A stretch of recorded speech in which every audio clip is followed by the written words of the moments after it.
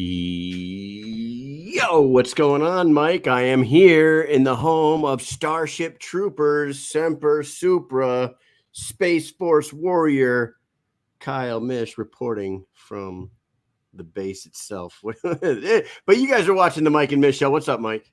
What's up, man? Are you like looking in our windows from space right now? Dude, I don't know. Do you get to use all those like Google photos and images? You can like just zoom in from outer space and see what everybody's doing. I got to be honest with you. I have no idea what the Space Force does. I'm just here for a class, but I have seen some Space Force soldiers. I don't even know what they called soldiers. Tomorrow, that's my goal for tomorrow. I'm going to find out. Troopers, don't they? Do they call them troopers? Like I'm just saying that like Starship Troopers. Yeah, that's Starship, why I said that. Yeah. Army soldiers. Marines are Marines. Air Force is airmen. Marine. Navy are sailors, right? Sailors. Yep. And seamen. I have seamen. Yeah. I have no idea what they call the Space Force people, man, but it's a really nice place they got down Space here. Cadets. Space Cadets. Is Space Cadets. Called? Get the fuck out of here. You might be right. It makes sense to me. You might be right. Dude, we got a cool show for you guys tonight. We got BKFC veteran who's going to be making his fourth walk to the squared circle in Albuquerque, August 11th. Big boy Blake LaCaze is going to be coming on first, and then we're going to bring in a newcomer, not new to fighting, but new to bare knuckle. Jeremie Halloway is going to be coming on. Buddy of Tony Soto's. Tony's been talking to us about him, and he's looking to make some waves when he makes his debut in the BKFC August 11th on that same card as Blake. Yes. Let's shout out our sponsors real quick. Norcom Mortgage and Michael Mish are delivering the American dream to those who serve America, helping veterans obtain the dream of home ownership. They offer programs that include no money down, no first-time homebuyer requirement, 100% cash-out refinances, rehab loans. They can help you purchase a home, purchase a condo, refinance an existing mortgage, create a dream home with rehab loan. To learn more, visit www.michaelmish.norcommortgage.com or call 860-884-2103.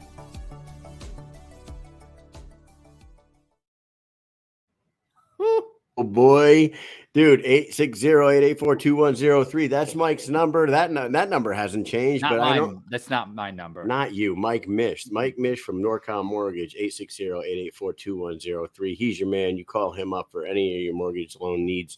He's one of the best in the business, and he's licensed in about 18, 19, 30 states in the country. I don't know the real number, but he is one of the top dogs. And I wonder if all the shit that you said in that commercial is still true to this day, because you made that like 9 months ago. So right, we should check with them. Yeah, we should probably check with them. Oh, hey, we're calling you for. He's like, yo, we don't do those no more. Don't do rehab loans anymore. Where the fuck did you find that out from? Oh, Mike and Mish. Hey, a couple of stew nods. They don't know what the hell they're talking about. You can call me about houses. I'll talk to you about houses, but I won't be able to help you with anything. Hey. You guys can find out the answers to all of them questions by calling 860-884-2103 and talk to Mike yourself. And while you're at it, why don't you go to bareknucklecornsnacks.com, check out all their delicious flavors, get yourself some popcorn, because who doesn't like to eat some delicious popcorn while watching the awesome fights? You got until August 11th to get yourself some snacks. If you're not going to be in Albuquerque, you might as well be sitting on the couch eating some delicious treats from Bare Knuckle Corn Snacks. And our last sponsor, of course, BK Bet Shark, just cleaned house at BKFC 47, as he always does. We've been telling you for months now. This guy knows exactly where to put your money to take some money home and fill up your bank account. If you don't like money, don't follow the Bet Shark. But if do, get over to Instagram and follow at BK Bet Shark. That's where you'll find him.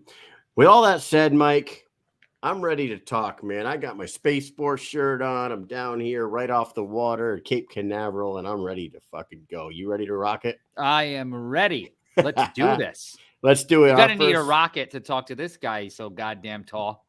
Yeah. You got to get up there. His head's like outside the atmosphere. I'm going to ask him about this. He's barely on the camera. Blake LaCaze taking on Donald Sanchez. Yeah. Donald Sanchez, August 11th in Albuquerque. Who's he fighting? Yeah, you're right. Fucking goddamn it, Mike. My brain is fried. I've been in school for 5 straight days in a nothing. I know you were doubting it. That's why I was like to bust you up a cocksucker. little bit there. All right, here we go. Big boy, Blake LaCaze. Welcome to the show. Hi, guys. Nice being on. Thank you. What's up, man? Brother? How are you? Man, I'm doing. I just finished putting in some dog work at the gym, and I'm just sitting here kind of cooling off right now. Nice. I did see that. I saw the picture. You were sweating your ass off. Yeah. I was thinking I went like maybe 10 rounds sparring, but all the guys kind of chuckling at me. They was like, Blake, you do realize you just went like 17, 18 rounds straight. Yeah, they're all starting to blur together at one point. Yeah, that's a lot of that Zach Helmus training camp, because me and him go with no clock, so we just go and go and go and go. Now, you just mentioned Zach, man, and we know that you've been training with him. You spent some time up in Massachusetts, kind of our neck of the woods. We're in Connecticut and Rhode Island, but Connecticut, Rhode Island, Massachusetts, we might as well be one. It's like one state. Yeah, it might as well be one state. When did you head back down to Monroe? Okay, I got back home about a week ago, and I was up with Zach for about 2 weeks, and me and him put in dog work. We climbed mountains, we ran mountains, we sparred, we got good sparring partners, and he got married, which was a beautiful thing, and I got to meet a lot of people who was at the Hall of Fame there, and we had a really good 2 weeks, and I'm looking forward to him being down here in Louisiana in about a week or so, and we're going to continue on training camp for this fight, and really looking forward to it. Nice. You said he's going to be down there soon. Is that what you said? Yes, sir. Zach should be down here in about a week, maybe a week and a half. Man, nice. How did this relationship begin between you and Zach? Oh, man. So me and Zach, it was kind of like a eye-to-eye thing when we first met each other. And we just kind of knew who each other was, and we kept in touch. And then eventually we started training together. And the more conversations, the more fellowship we had with each other and spending time and building that bond, we realized that, man, we was like each other's long-lost brother. And, it's been beautiful. We're very grateful to have each other. I know that, but we also put in like treacherous dog work for this sport, and he's just as serious about this sport as I am, and I needed that on my team. If you could see eye to eye with Zach Helmus, Blake, you must be one crazy son of a bitch. I'm gonna tell you. I'm the silent killer. Because Zach is I hear you. You are a silent killer, but I'm telling you, Zach, man, that dude is one crazy bastard, and he is a wild man. Like 97% of the time, he's a freaking wild guy, dude. Absolutely, he's built for this sport. He's nonstop, man. Everywhere we go. You remember when so for those that are watching, we were in Virginia for the Barnett card, right? For the first bare knuckle card in Virginia State history, right? And you were there with Zach, because Zach fought that night. And I was trying. Yep, right. And so remember when I was looking for Zach for an interview, and I went up in the stands, and to get him through the people so he was like one. So it wasn't floor seats. Go up like one section to where you would exit to go out to the lobby. He's like right there. To get him from up there down to the floor, what did it take? Like 20 minutes, 25 minutes? I swear to God, like it was crazy. He was just talking this guy, then this person, and then the security came, and they were like, everyone can't be standing here. And then he's like, okay, we won't stand here. And then he just kept talking, like they never said anything. And then he went down, and then people started shouting to him. I have a video of it, and he's shaking people's hands, and they're clapping for him. And he's like, oh, thank you so much. Like, dude, it was so crazy, right? He is something else. The beauty of this sport, man, is blowing up, and you can tell after every show, it doesn't matter if fighters win, lose, or draw, man. The fans are just drawn to us fighters, and I love being a part of it, man. Yeah. Me and Zach, what was it? Was it Greenville, South Carolina, when he was in that bar punching that machine? And yes, that's right. I'm at the bar. And the bartender's like, yeah, there's this crazy like fighter guy over there hitting the fucking bag. So I go over it, and sure enough, it's Zach just pumping dollars into this damn machine. And he's like, Mish, you got to hit it do it for the podcast, man. Do it for the I'm like, fuck. He was on Instagram live, wasn't he? When he was live, yeah. You know what? Yeah. I did hit it. I hit it 9:10, and I felt like I put a good solid number up there, and Zach was hitting it like 9:30, 9:40, and ended up breaking the machine actually. But I thought that I thought the 9:10 was pretty good for a podcast. I don't know. He was like, Mish, remember, you hit somebody with a 9:10, it's fucking curtains. Look, so when I'm with Zach, bro, this dude has that same mentality when we're training. He wakes up wanting to train. He drinks his coffee. Let's go for our run. Let's go get our sprints in. Let's go spar. We got to meet here. And that dude's really full-fledged on. He's serious about this sport. And that's really why I'm hanging around this guy a lot, other than he's a best friend to me. But he's very awesome, dude. About this, man.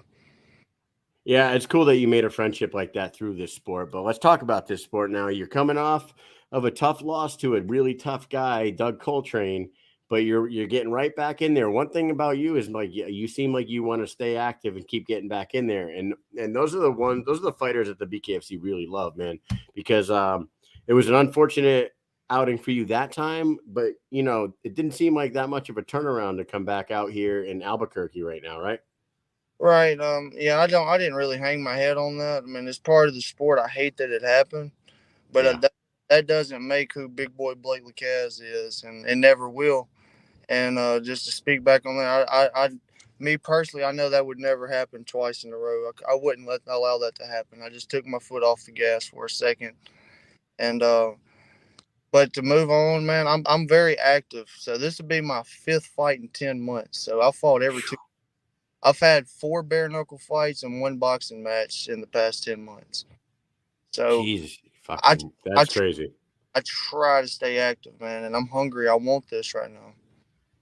Yeah, and you're fighting your Donald Sanchez, local guy down in Albuquerque. And I remember when we first saw him fight, there was a buzz about him. Everybody was super excited to see him make his debut down there in Albuquerque, and the Pitbull, Jeremie Smith, went and rained on his parade down there. Pitbull wasn't supposed to do that, and he went in there and he ruined him. So you get to go in there. He's going to be coming in there with a fire up his ass because I don't think he wants to drop 2 in a row in front of his hometown. You're looking at probably a pretty motivated Sanchez heading in there. Absolutely, I think we're both in the same mindset, and I'd love to hand him another slaughterhouse loss on his resume. But and you spoke on like everybody being so obviously the guy's got a lot of track record behind him, a big resume in the combative sports, but also do I. So I hear everybody speak that he has 80 MMA fights altogether. Well, let's add mine up, man. I have 90 boxing matches altogether. I had 68 amateur boxing matches, 20 professional boxing matches now, going into my 4th bare knuckle. So I don't see where he could be more seasoned or more of a veteran than me. This is BKFC making the best matches like always, and putting 2 veteran guys from 2 different sports in there and just seeing what happens. Hey, and I heard you say that you were running mountains with Zach, but you're heading down to Albuquerque where the elevation is at about 6,000 feet above sea level. Yeah, we were very, Mike and I, we had never been to Albuquerque. The first time we went to an event down there, we were very surprised by the altitude. Have you been focusing on any kind of high altitude training to get yourself ready for Albuquerque? And how soon before the fight do you plan on getting down there to acclimate yourself to the weather or to the air? So we're going to get down there early. I couldn't tell you exactly on the exact date, but it's going to be here within maybe a week and a half when Zach comes in. And I've already been like training for this elevation thing. So I wanted to make my gas tank a lot bigger. And that's something that we've already been working on. And then we found out was fighting in Albuquerque. It was just kind of like, hey, you was doing this for a reason already. And it just kind of played out for itself. So obviously, the elevation is going to play a difference, they say, but I'm training for that, man. I'm not really letting that factor into my mind. I'm coming to fight. Well, dude, you just told us that you thought you went 10 rounds sparring and you went 17. So obviously your cardio is up right now. if you're sparring 17 rounds and not realizing yet you went like 7 over what you thought you were going to do, you're obviously in pretty decent shape right now. Now, a guy like yourself, I don't know if Sanchez has ever fought a dude your height, your length, or anything like that. You obviously are a different animal. Certainly not in bare knuckle. Right. Well, obviously not. But like you said, he had over 80 fights in MMA. But to find a guy like your height, your length is pretty rare in combat sports. Do you think he knows what he's got himself into here? I think he does. I think he knows what he's up against, and I think that's why that man's training so hard. Like I said earlier, we're in the same situation. He's coming off a loss. I'm coming off a loss. He's hungry. I'm hungry. He's a seasoned vet. I'm a seasoned vet. I'm stepping up in weight right now, too. I'm going up to 185. All my fights have been at 75. So no weight cut for me. I'm coming in relaxed. I'll eat breakfast on the day of weigh-in. Oh, that's nice. That must be a relief, huh? Oh, absolutely. I've maintained my weight since the New Orleans fight, the South Carolina fight, and going into this, I've just really held my weight really well. I feel like, yeah, I mean, we always talk about this, and this is something in the combat sports world that nobody likes, not even the fighters, but they all still do it, and that's weight cutting. Weight cutting, especially a ton of weight, like Josh Dyer, 21 pounds in like 48 hours he had to lose. That's insane. That's just absolutely insane. And I can't imagine doing that. And then, okay, yeah, sure, you've got to fight somebody who's trying to fucking take your head off and kill you in the ring there. But at altitude, the altitude there, that's got to be even more of an effect on your body, you know, after losing all that weight and fighting at that altitude. Absolutely. And I'm glad I'm already on weight. I don't have to focus on those things, but that was a big aspect of why I did hold this weight through these past few fights, is because the first 2 fights when I made my debut in BKFC and then had the boxing match after, I was walking around at like 200, 203 pounds, and then I would drop down to 175 a couple of days before the fight. And then I couldn't really like get myself back hydrated and feel back right. So I changed my diet and everything after that last boxing match in New Orleans against the Brett Williams fight, and I just changed my diet and I held on to it, and I've stayed true to it, and it's showing for me.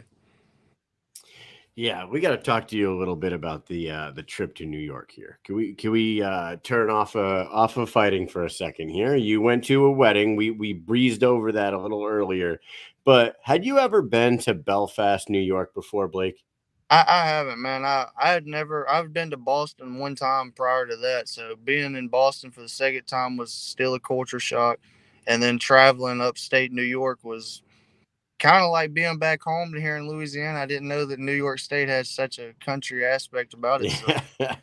I'm telling you, Mike and I, so, you know, like I just told you that we live in New England. So when they said that they were going to New York, we decided, you know what, we don't need plane tickets. We'll just drive our asses out there. We thought, we're stupid. So we thought New York, we think New York City. It's going to take us 2 hours to get there. No big deal. The day before we make the trip, we put it in the GPS to plan on what time we need to get out of there. And Mike's like, yo, it's like an 8-hour drive. And I'm like, where the fuck is this? We start driving. That is so far out in the middle of freaking nowhere. We're passing like Amish people on horse and buggies, and it's just like insane to me, man. I was surprised by what we saw when we got out there. I was very culture shocked too, man. The Amish people on the buggy and wagons. I haven't seen that, so that was neat seeing that. But holy shit, dude! Howie just said 480 miles from Belfast to New York City. We're so stupid, dude. I know.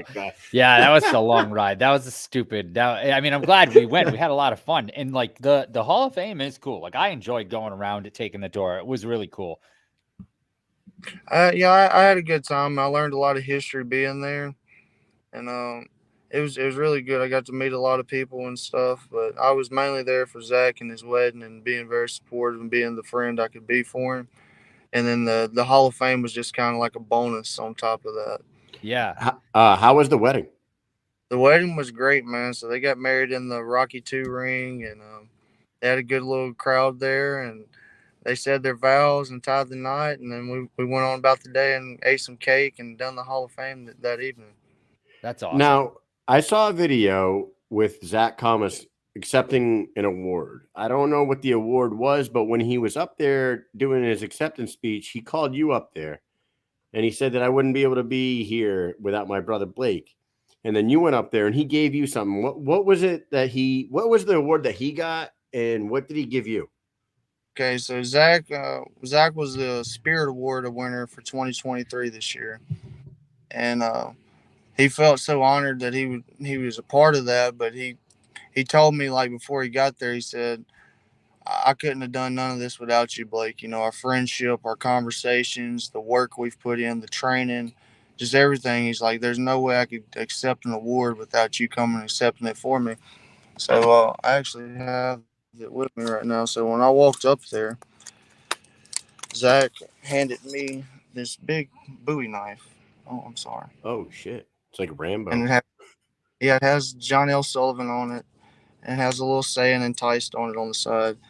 And it wasn't the actual award, the Spirit Award, but he wanted to make sure that I was a part of it. So he got me something personally with John L. Sullivan on it and some history. And it was an expensive Bowie knife here, but I was just honored that he even was able to mention me or thought to mention me while he was in that situation, man. It was great.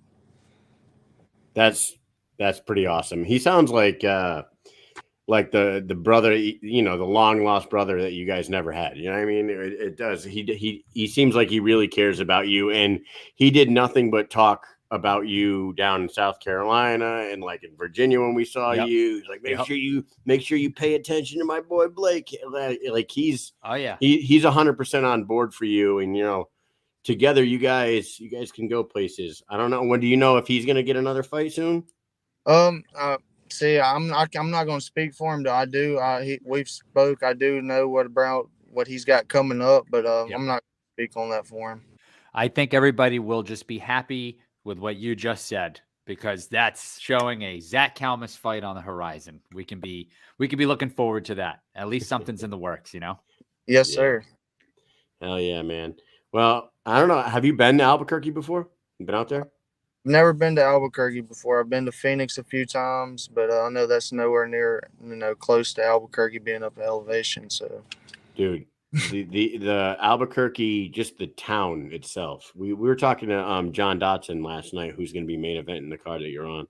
John is a legend down there. You know what I mean? He's a Jackson Wink product. He fought in the UFC. Like, John's like a god down there for those people. And when we were down there, literally every single place we went to, everybody was fired up about the fights, and you don't get that everywhere. You're gonna feel that when you get down there. When you go out, if you go out to get something to eat, someone's gonna recognize that you're fighting. If you're fighting some, it's gonna happen. Just get ready for it. It's a fight town. It's an absolute fight town, and you're gonna love the atmosphere down there. And the crowds go crazy. I love that y'all are telling me that, man. That makes me even more excited to get out that way. Oh, man. Yeah. When the Taylor Starling, Christine Faria fight, that was the first time they went to, it was in Rio Rancho, which isn't far from where they had Knucklemania 3, which is the second time they were there. And that friggin' place was insane. I think was there like 9,000 people there that night? At the time, it was the biggest and loudest crowd that Mike and I had been to personally, like live.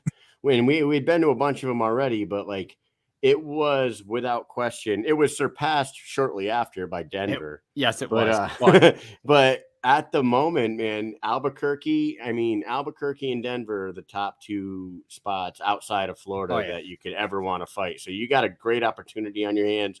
You got an opportunity to get a big win over a hometown guy in front of an absolute fight town. So, man, live in the moment. You and Zach enjoy yourselves down there. Go get a W and fucking continue on, brother. Yes, sir. Absolutely. I'll surely appreciate that.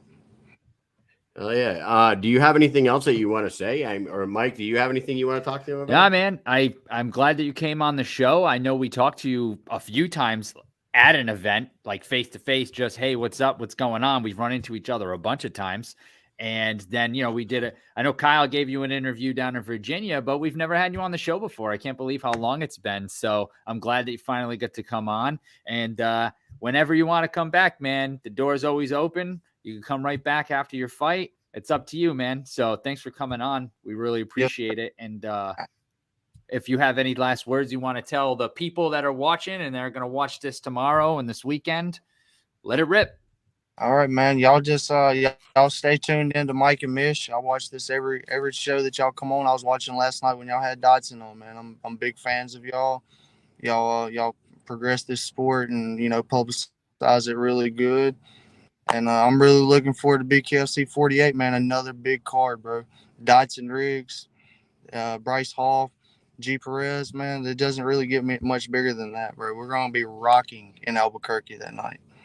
Hey, I know you don't probably want to answer this, but in the main event that night, you got John Dotson, you got J.R. Ridge. Let's put you on the spot there. Who do you think wins the inaugural 125-pound BKFC title? Man, both guys are dogs. I've watched both of them fight.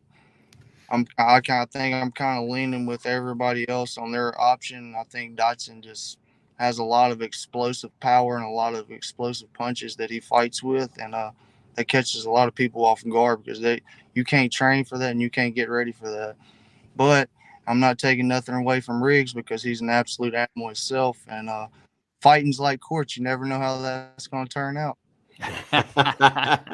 Well, dude, you know what? You got a different energy about you. You're so calm and you're so zen. You're like the perfect yang to fucking Zach's yang. They're like you two are like total opposite, but best friends. I think that's great, and we're looking forward to seeing you August 11th and talking to you and him afterwards. Best of luck, and we'll catch up with you, brother. Thank you guys so much for having me on. Have a good one. All right. You too, man. Later. Big boy, Blake LaCaze. Right. Did I say his name right, LaCaze? No, you know what? As he was talking, he said LaCaze. LaCaze. I heard that. So from now on, it's LaCaze. LaCaze. He said LaCaze. Yes, I've heard nothing but LaCaze from everybody that's ever talked about him. What everyone says. But you know what? And hey, Susan asked about a speed round. Susan, I apologize. Mike apologizes. We just I'm on the road and it's like, dude, I'm so glad. I'm at a pretty tough school, to be honest with you. It's strenuous. It's long. It's not physically strenuous by any means. I am in a classroom setting all day, every day, and I can't have my phone and I can't talk to anybody. So, I don't have time. Mike's got a job up north and it was. We'll bring it back. Don't worry. We'll bring it back. Mike and I were just talking since I'm away, and we were talking a little bit, maybe a little revamp. Maybe Stew Out of the Week is going to come back. Maybe we'll get a few other little segments going here and get a couple revamps to the show. But what's so funny is Russ talking about his corn snacks again. I reminded Kyle about the corn snacks, and he said he was going to bring them with him down there. Did you pack some corn snacks? Sure did, man. I'm Russ. I'm like an hour from you, dude. Yeah. Yeah. I'm just saying, you can hit me up, man. And for Howie, is Mike going to Albuquerque? We don't know yet. I don't know. Mike, if Mike tells me that his schedule's open, we're going to work on getting him there. So, yeah. And hey, shout out to everybody that's in the comments. I'm going through. I see Susan Walker, as always. Big Ben, Guerrilla Warfare was in the house, old sponsor of ours. What's up, fellas? You saw Guerrilla Warfare on Blake's shirt there. Old sponsor of ours. We appreciate you tuning in. Let's go, boy. Howie Atherton, Country's in there. Russ is in there. Corey Rivera. It's Joe Ivy, of course, is always there. Dickman is in the house. Dickman. Dickelheimer. Look at I hope I'm saying this right. Malik Burchett. Did you say that?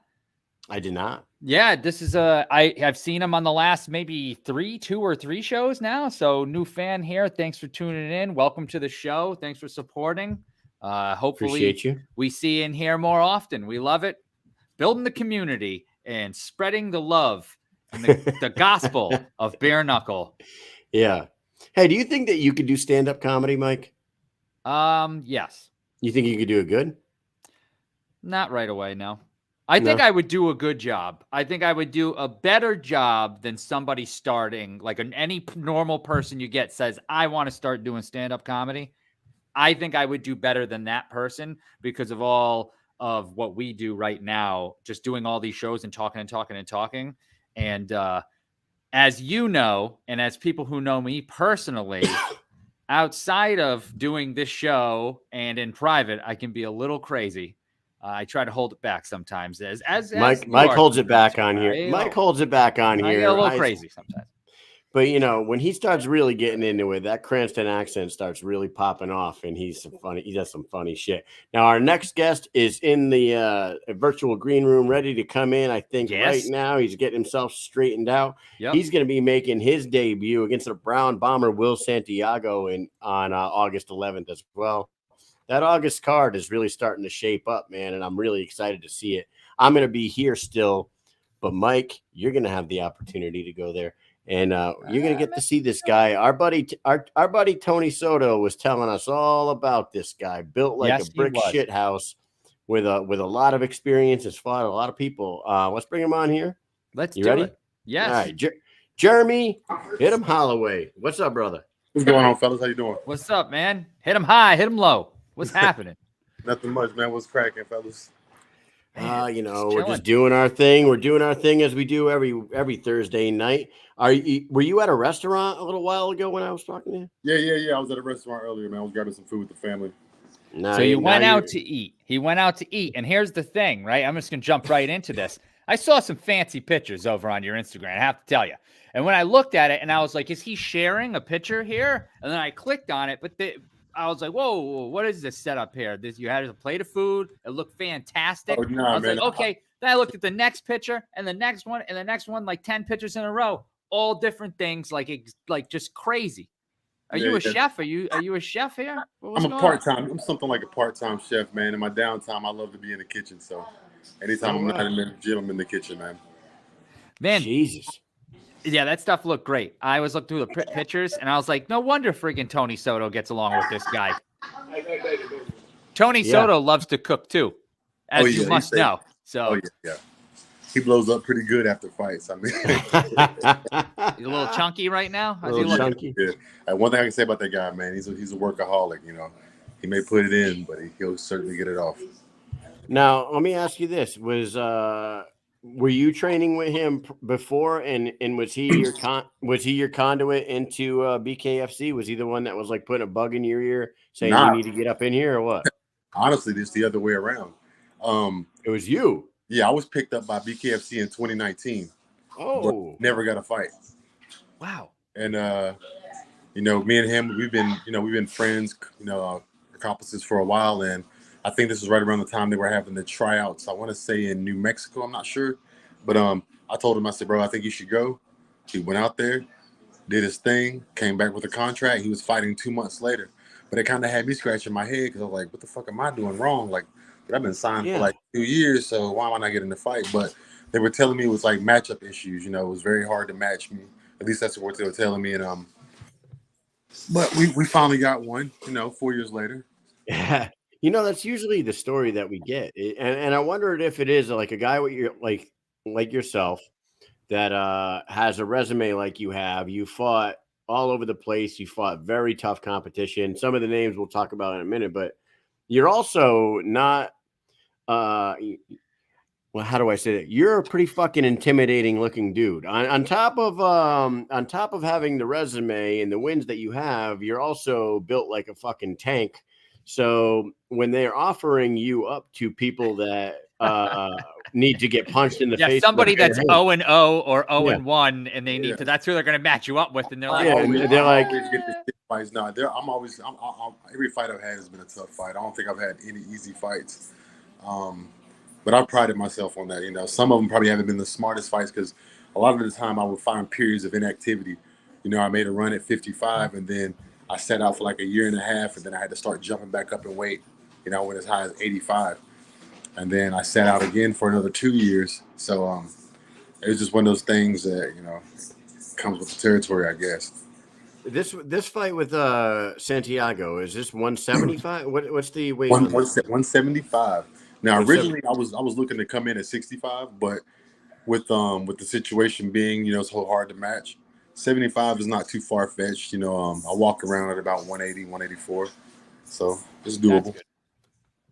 You know what? I forgot that G Perez was fighting the YouTube guy or the Bryce. Yeah, he's fighting the Instagram kid on this card. I completely forgot about that one. That's gonna be interesting. Yeah, I apologize to those guys. And you know what? I'll be honest with you. I didn't know who the hell Bryce Hall was until these talks started. Did either of you guys know who that was prior to this? No, I honestly didn't. I kind of thought he was the kid that fought Blueface. Oh, yeah. Oh, it wasn't him? It wasn't him. No, that guy, man, I'll get his name. I'll get that guy's name. Oh, for you mean on the BKFC 19? Card? Yes. Yeah, that wasn't him. Definitely wasn't him. Yeah, so we were just talking about your resume and whatnot, and like the fact that you fought Michael Venom Page is quite the name to have on your record. Now, going back 2 weeks notice. On 2 weeks notice, you took that fight on a short notice. You were fighting, the hottest young prospect in the game at the time. Do you wish that that you approached the start of that fight a little different? Like you ran at him like a bat out of hell, and fucking damn Venom's hands are so fast. I wouldn't so much as change the approach the way I started it. If anything, I would change the way that I handled once I got him controlled on the cage, because I didn't realize that he's not a very physically strong guy. And I was so excited and had so much energy and so much shit going on in my body at the time for my first major card. By the time I really started to relax, I realized I really had a lot of control. But the moment I threw that illegal knee, it was like right back to the beginning of the fucking start, man. And that guy's hard to catch. Very hard to catch. He's such an awkward fighter too, man. Like he's still awkward to this day, but when you go back and watch your fight with him, he seemed a little extra bouncy, and his hands seemed to be a little extra down in his pocket. Like he has such a friggin' awkward way about him, and he stands orthodox, but he kept throwing the right hand from the back. If you ever watch some of his if you find any film on him, he does point karate. He's just yeah. I forgot what type of competition of him and Raymond Daniels, but he's very, very, very good at it. And that's why you never see him follow up with strikes. You'll see him throw one at a time. He'll reset, but you never see him follow up, and that's due to his point fighting background, doing for karate. So hats off to him for that. He's very good at that. But with him getting exposed by Perry, which is one of the things I would like to do if he ever wants to come back around to BKFC, I'll definitely be waiting for him. I was just gonna say that he just hit the free agent mark. He just hit the free agency market. You guys have fought in the past. I wonder if that would ever make sense down the road. And I wonder if BKFC is even exploring that avenue right now, because I'm sure he comes with a hefty paycheck. You know what I mean? Oh yeah, yeah. So, but did he fight in the Chuck Norris League, that World Combat League thing? I'm not sure. I'm not too I feel like that's right. That would be right up his alley. And there was a bunch of karate guys that, they all fought in that. And I found out who fought Blueface. It was Cain Trujillo. Yeah, that's Cain Trujillo. Mm-hmm. Yeah. That guy got beat up a little bit for it. And then they had that, and then the brawl happened. Remember the brawl? Some guy came out from the audience and jumped in the ring when Blueface was talking, and then came in and tackled him, and everybody started jumping in the ring. Oh, man, that shit was nuts. I want to say Blueface pieced up that dude a couple times. Yeah, yes. The guy that jumped in the ring. While Feldman was holding the guy, I think on the ropes, Blueface came in and just started punching him in the face while he was up against the ropes. And then actually, I think Howie, who's in the comments right now, who wrote "Great time," I think if you watch back, I'm almost positive Howie was in the mix on the freaking catwalk holding the dude down. Oh yeah, whole thing was nuts. Jeremy, you gotta watch out for Howie. He talks shit about everybody. No. Yeah. We always fuck with him. We fuck with Howie a lot. We always bust his balls. We try to tell everybody that he's talking shit about him. And yeah. So but, if you meet Howie Atherton, that's what you tell people. Hey, I heard you were talking shit about me. Hey, you know shit about everyone. You fought MVP at Mohegan Sun, correct? Correct.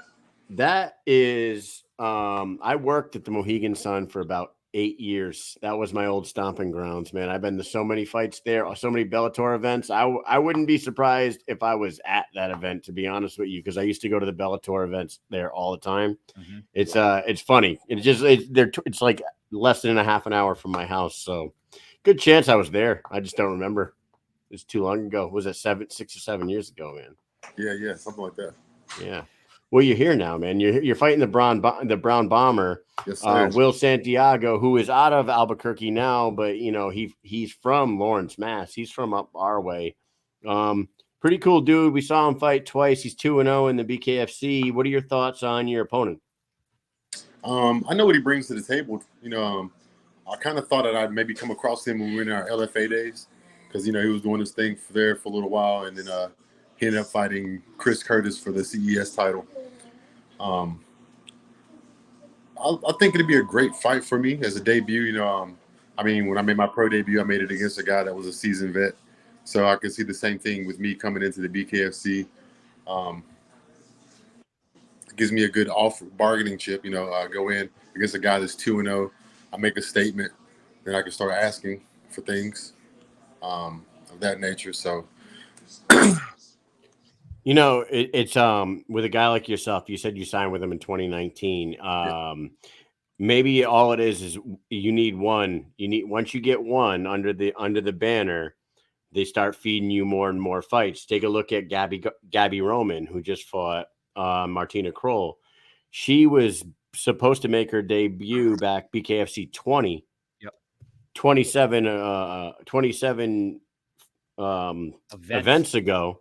Yeah, she sat on the shelf all the way. Even more, because there was a couple of not numbered fight nights. They're like fight nights. Yep. So she probably sat on the shelf for 30 events and then made her debut at BKFC 41 after supposedly going to make her debut at BKFC 20. Performed her ass off, and she went from 41 to 47. She's already fought twice in the last 4 months, and she's looking like she's going to get another one before the end of the year. All right. So 1-0-1. Maybe this is all you needed. You got that long wait, but now's the time, bro. Yeah. Now is definitely the time. I'm sure it doesn't hurt to have a Tony Soto in your corner too, because the guy is 5-0 now, right? He's looking to challenge for the title, hopefully next or very soon. Very soon. He's not fighting for the title to me. 5-0. What else is there? Right. Number one guy, you fight for the belt. Yeah.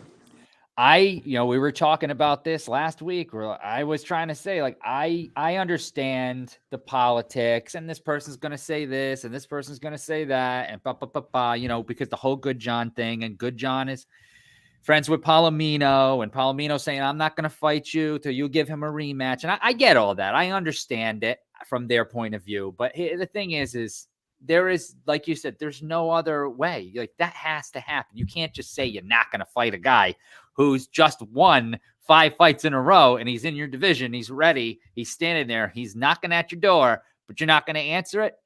Come on.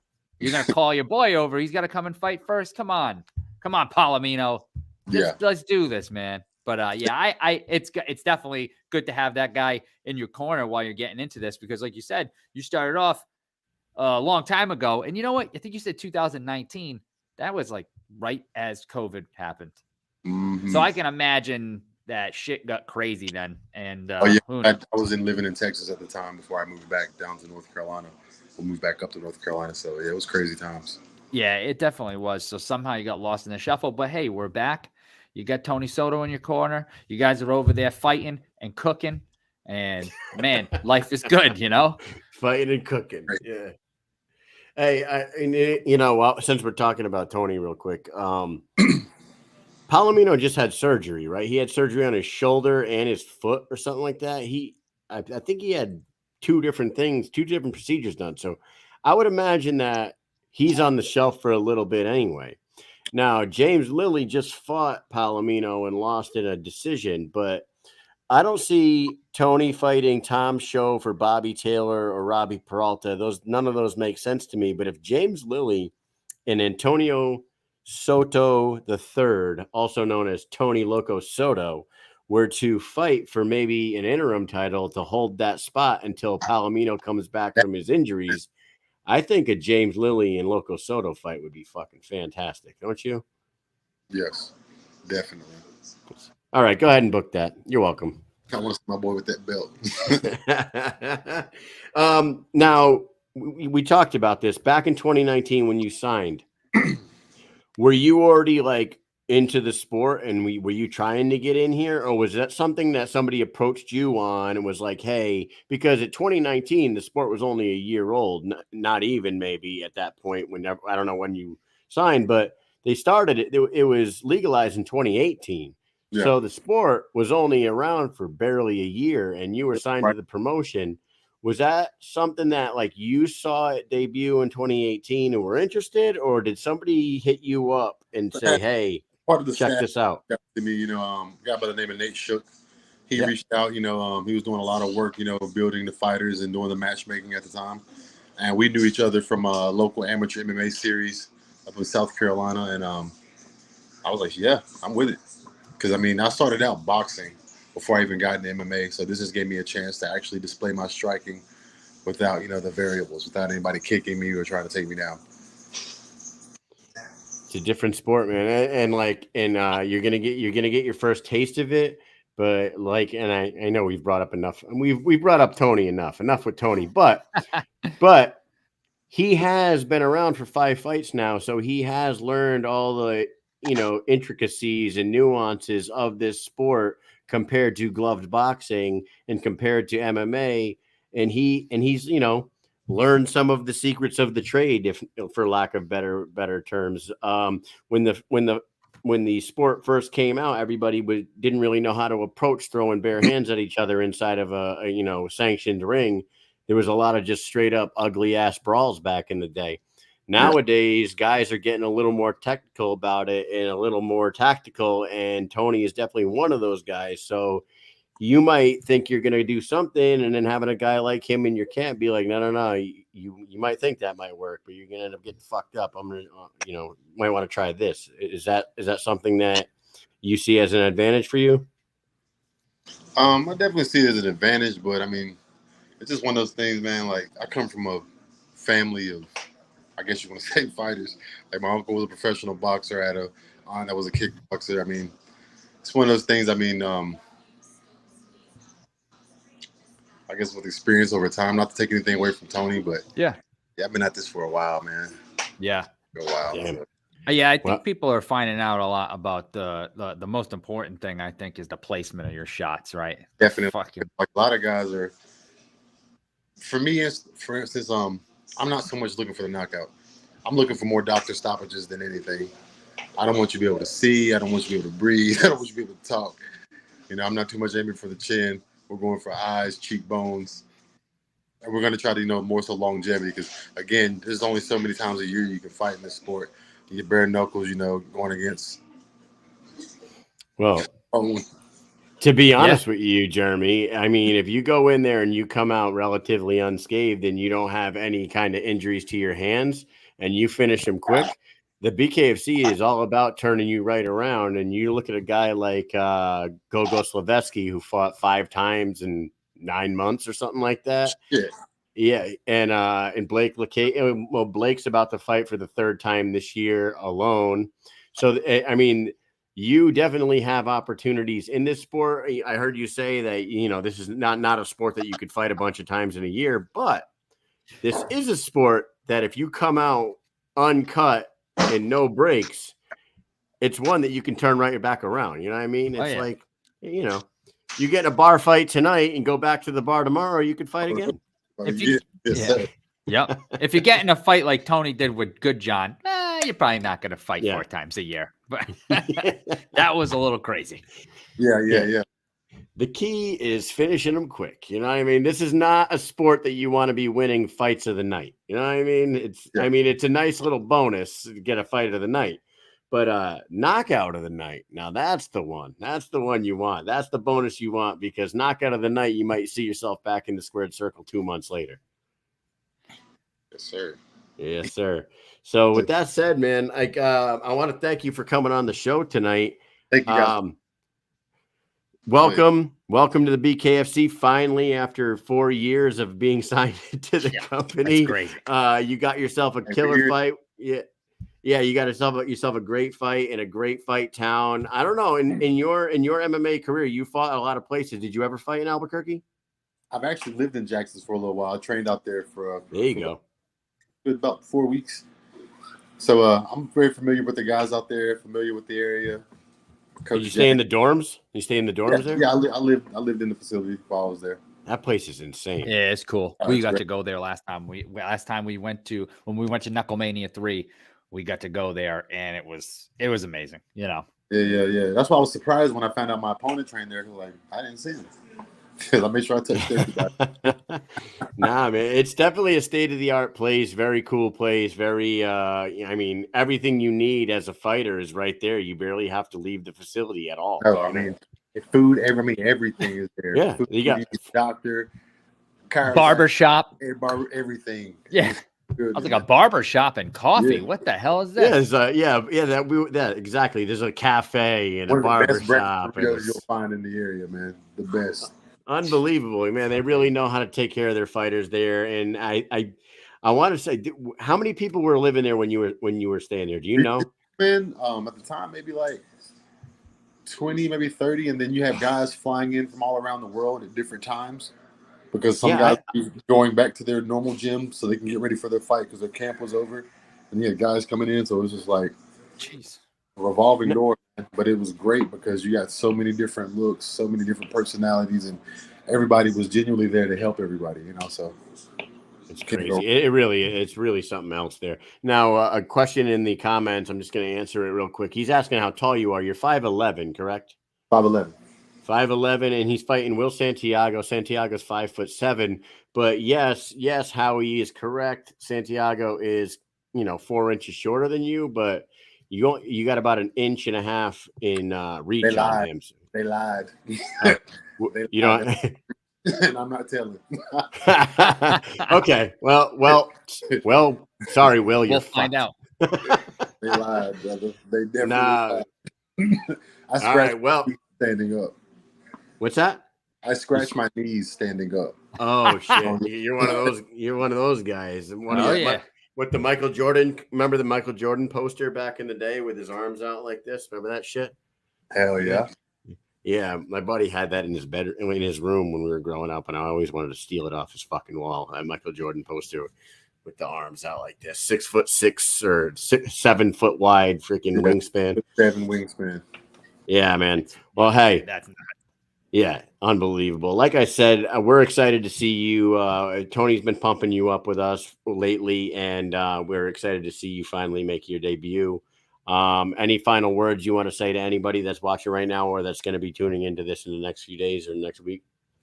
Man, just thank you guys for your support. If you guys want to follow me, you can go to Jeremie Halloway or at Him Holloway on IG. Him_44 on Twitter as well. Guys, tune in. Don't blink. All right. Nice. Any last words for him, Mike? Yeah, man. I'm glad to have you on. I cannot wait to see this fight. Possibility I might make it there for the live show. So if I do, we will talk, man. We'll get you in a little interview before and after the fight. So yes, sir. Sounds great. All right, man. Thanks for coming by, Jeremie. We'll see you. All right, fellas. Peace. Take it easy. There he is, Jeremie Him Holloway. Gonna go. If anybody hasn't seen him, go take a look at this guy, man. He's a freaking tank for sure, and he knows how to throw. He knows how to knock people out. So this is exciting for him. I mean, I can't imagine. Can you imagine like seeing this new sport come on the scene, right? And like you're watching some of these events and you're getting more and more into them. And then all of a sudden Nate Shook hits you up on the phone and he says, "Hey, how would you like to fight for the Bare Knuckle Fighting Championship?" And he's like, "Hell yeah, I would. I would love to fucking knock somebody out in the BKFC." 4 years later. Yeah. Hey, remember me? Yeah. 40 years later. Yeah, exactly. In real life. Like, what the fuck, dude? It's fucking crazy how often fighters tell us that they just can't find an opponent for them. You know what I mean? They just can't find an opponent for this guy. He is not very matchable with anybody that we have available. It's like it happens all the time, dude. Yeah. And it's I think, here's the thing too. They got to fill like one card. Basically, it's not like they're having friggin' 3 cards a month. So like you go to match with somebody and you don't match, and they find somebody else to fight another whole fight, then you're gone like that. So now you got to wait another month. And I mean, that could happen so easily. And there's only so many people with the young sport. There's only so many people that could possibly match up at, to a brand new fighter. It's crazy. It's crazy. It happens a lot. Thank you to Jeremie and to Blake for coming on tonight. Yep. 2 first-time guests. We haven't had either one of those guys on. I see Country and Russ in the comments. Big shout out to these guys as always. Extreme Bare Knuckle Fans page. Those guys are awesome. They're always doing great things for the fighters. And I'm here for a month, boys. So if we have an opportunity to get together, I think we should probably do that. But dude, I wanted to talk about something last night. Yep. And last night's show was fun as hell, by the way. I loved recapping the event and going off the rails a few times, but I saw somebody online. I don't remember who it was, and I wish I knew who it was because it was somebody that I follow, and they like completely dogged the idea of what they got going on. And it's this right here. It's the BKFC Prospect Series. And the person that was dogging this was like, "Oh, why the fuck would they do this? They're straight up biting on the fucking UFC Contender Series. It's going to be a failure." My question to you, Mike, has the Dana White Contender Series been a failure? Absolutely not. The Contender Series is better than Tough. The Contender Tough Series was good at first. Say it again, anymore. Mike. Contender Series has not been a failure. It has not been. No way. If the BKFC is trying to become the biggest, best bare knuckle organization in the world in their sport, they're trying to become the UFC of BKFC. They have modeled a lot of the moves that they've made after the business model of the UFC, which is a multi-billion-dollar company that has not fucking failed in 20 years, right? Why would anybody see this as an automatic fucking dumb move gonna be a flop? Why is it gonna be a flop? So, the people that do this is the ones that see this and immediately fucking dog it are the reason why the bare knuckle fan base, about half of it are a bunch of toxic fucking cocksuckers. And I am just going to say that. I don't give a fuck who gets mad about it. You guys are a fucking problem. You guys are a problem. You don't ever want to see them fucking make a move to try to make anything bigger or better. Oh, no, they just want everything to stay the same. It's like, hey, let's keep it exactly the same way it is right now. No. Listen, I've got my business degree right here from my couch. It's right here between the couch cushions. Let me go find it. Like, dude, what business are you running? Listen, the same people that have never fucking stepped foot on a fucking wrestling mat, never stepped foot on a jiu-jitsu mat, never stepped in a fucking karate dojo, never in a boxing ring, never in anything fucking combat sports related, except for your couch and your TV. And the biggest talkers, the ones that have fought, are the shittiest ones, the ones that make the dumbest decisions, the ones that are proud of losing. They're the ones who go in and lose on purpose. And you know what this Contender Series, you know what this Prospect Series is? This Prospect Series is an opportunity for fighters that have had a chance in the organization to get themselves back into the fucking organization. Look at right on the fucking goddamn poster right there. Maia Kaunanale. I think I said that right. Yes, remember we practiced it. Yes, Maia is back. Maia is back. She was a UFC fighter. She had her opportunity. Who the fuck did she fight? She fought somebody big name. Did she fight fucking Christine? She fought somebody big. Helen Peralta? She got Helen. knocked Was out. It Helen? Yes. I think it was. She got one fight in the BKFC and she fought a fucking goddamn killer. And we haven't seen her since. But guess what? She gets an opportunity to come back. And guess what? I'm going to want to watch that fucking fight. I will want to watch her fight again on the Prospect Series. So when they're building a business plan to try to evolve the sport and make the company better, and they're following in the footsteps of the biggest, most successful company in combat sports today, it should not, will not be a failure. Fuck you. Little background story about that. She fought on that card, got knocked out. She was dating Joey Beltran at the time, right? That is he true. Fought a couple of fights after that. So he had to see his then girlfriend get knocked out and then go fight, which must suck. Anyways, that's just a little behind the scenes story there for everybody. If you didn't know, so that's gonna take place. What is it? August 24th, right before the 25th. BKFC is in Miami, I believe. This will take place the day before in Miami. Yeah. Speaking Thursday, about Tony Soto, there's Wayne Reed. Wayne Reed. Dimitri Angelini's fighting on there. Yes, he is. Yep. You know what I mean? It's like this guy named Bam Bam. I'm intrigued. Bam Bam. Yeah, see him up there. Bam Bam. Yeah. Bam Bam Bigelow. That's who that is. That's right. He's going to jump off the top ropes with a headbutt. Flying headbutt with a flaming head tattoo. You know, yeah, I think it's going to be great. I think it's a great idea. Hey, why not do it? Okay, guess what? If they do it and it's not working well, then you don't do it anymore. Oh, boo-hoo. Who cares, right? If it works, though, it's awesome, isn't it?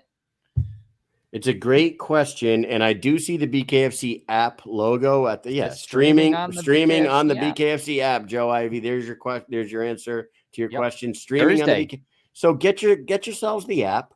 And that's another thing that they're adding to the app. So, you know what I'm saying? It's like, love it. Yeah. Fucking come on, man. All you toxic twats out there can just fuck right off, man. I'm sick of it. I'm sick of it. I'm sick of it. Yeah. Mike, I'm sorry. Space Force. Yeah. These people need to go fall down the stairs somewhere or something. Listen. So here's the thing. As we were talking, our buddy Russ actually sent a message, and I don't know when. I didn't see the time on it, but there was, you know how I usually put up like, hey, I put this one up already tonight. I usually have these ready, but there was one that I did not have ready. And I'll tell you which one. I'm about to bring it up right now. And we talked to this man's brother yesterday, and he must have known when we brought up I know about this. This man bring it up. Won the poster last night from this guy's brother. How crazy is that? Yeah, Roberto, I did. He was probably like, oh shit, he won the poster and he's fighting my brother. Cause we asked him like, hey, do you got a replacement? And then we did the poster giveaway and it was like, oh, Roberto Armas won it. And he was probably like, huh, what the fuck?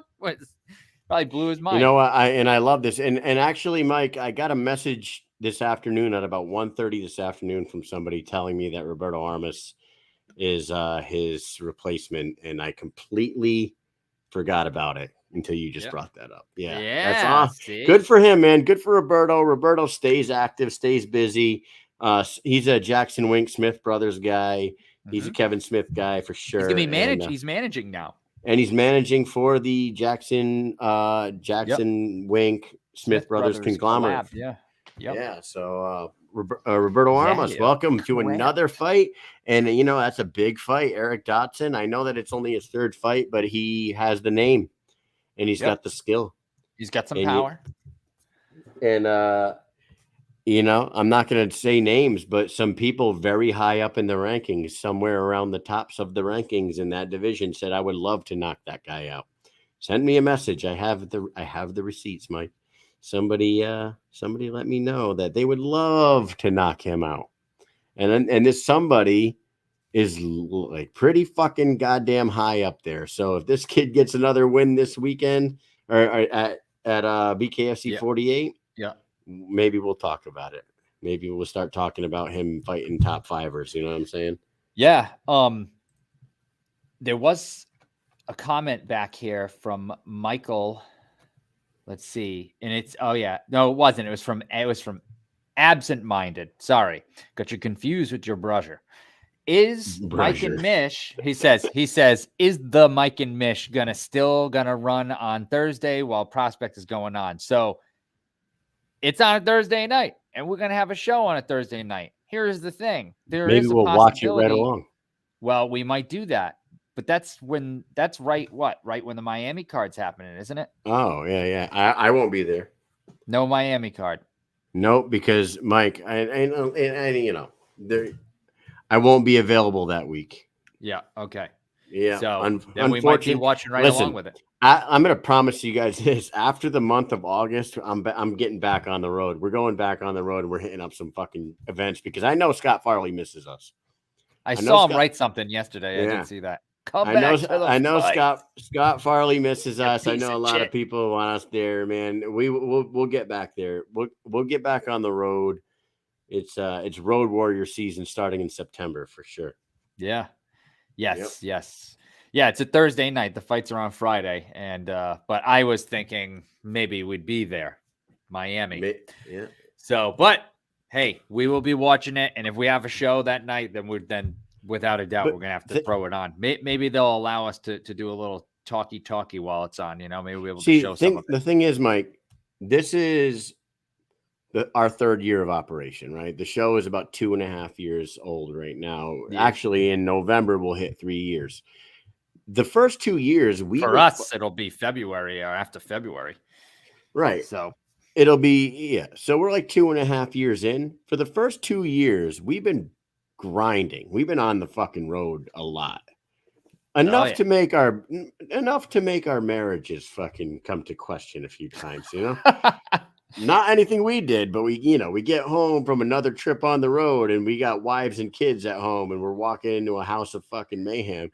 Oh my God. You know what's crazy too is because then that is like the number one time. They have perfect ammunition to the second you walk in the door for them to go up, kick their feet up and go, your turn.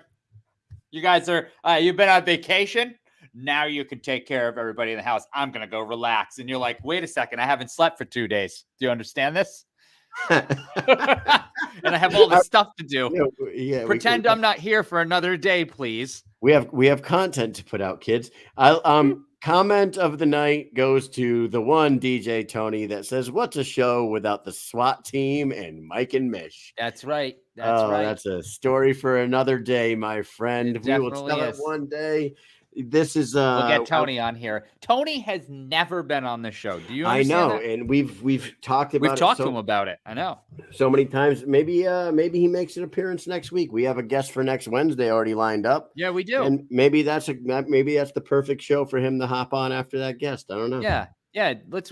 Let's just say it right now. Our guest next week is our good buddy Joe Miggs. Joe Miggs is coming back on.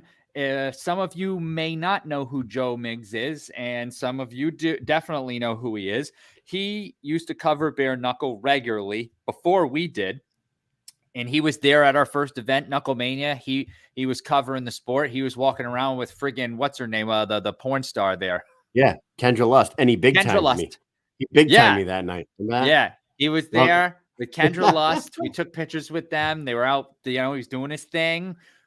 We became friends with him, and he's been doing he kind of started doing a lot of acting and stuff like that. So he kind of pulled away from bare knuckle. He still watches the sport. He's still a great fan of the sport, but was in a movie called Love Kills, which I bought and watched the whole thing. I watched it probably 1.5 times because I watched it and then I went back and watched certain things because there are some funny scenes. It's a very cool movie. The roofie scene or the whatever. A lot. There's a lot. Yes, the roofie scene. So we'll talk about it with him. Yeah, we'll talk about it with him. I'm going to ask him if he remembers big timing me. We talked about this. I think before, we did. Because I brought the picture up of all of us. So we talked about that. But anyways, he will be on the show. We're going to talk about the fights. We're going to talk about, the latest and greatest. We'll talk about how horrible the prospect fucking thing is and how we hate it. And we hope the whole thing just burns down to the ground. And then bare knuckle just completely defaults and we can't even watch it anymore because nobody wants to pick the sport up and it just fails altogether. That's what I hope. But let's keep talking about it anyways, because I really do like watching it and talking about it. But I really hope they fail. We also, he also has season 2 of Fight Game coming out as well. That's right. So he's a busy man. Joe's a busy man. He posted something the other day, like he has been to like 34 different movie auditions in the last like month or so, some crazy number. So like, we'll talk to Joe and Tony. If you're still in the comments right now and you want to jump on the show after we talk to Mr. Miggs, why don't you fucking let us know? And we will finally, after 213 episodes, maybe we get the goddamn guy himself, DJ Tony, the man on the ones and twos who keeps that fucking party going just as much as Brian Sosha does. You know what I'm saying? Scotia. Yeah. It's Scotia. Anyways, guys, thank you very much for tuning in as well. I have the air conditioner off in my hotel room because if I had it on, you guys would hear this humming the whole time. But it's like 97 degrees in my room right now. Ooh, die. Hot yoga. Shout out to Blake LaCaze and Jeremie Halloway for LaCaze. Blake LaCaze. My bad, brother. Okay, Blake LaCaze. Big Boy, Blake LaCaze, and Jeremie Halloway for coming on. Both new guests to the show tonight. Thank you guys very much for coming on. For the next couple weeks, I don't know if you guys are going to get any like fun games out of us. I don't know. Maybe we'll pull some. If the class slows down a little bit, maybe I'll come up with some stuff as well. But for now, we're just going to keep talking. All right. And Mike, you got anything else for these peoples? Hey, I'm good to go. I'm ready. All of you, I hope you couldn't tell, but I have a serious headache, and it is not good. This whole time, it's been so bad. I can just feel I need to go to sleep. Wow. I worked through this whole thing. Yo, you have no tells at all, man. You did great, Mike. Yeah. Thanks for sticking in there with me, buddy, and thanks for everybody for tuning in. See us next Wednesday when we talk to Joe Miggs and possibly DJ Tony. Peace.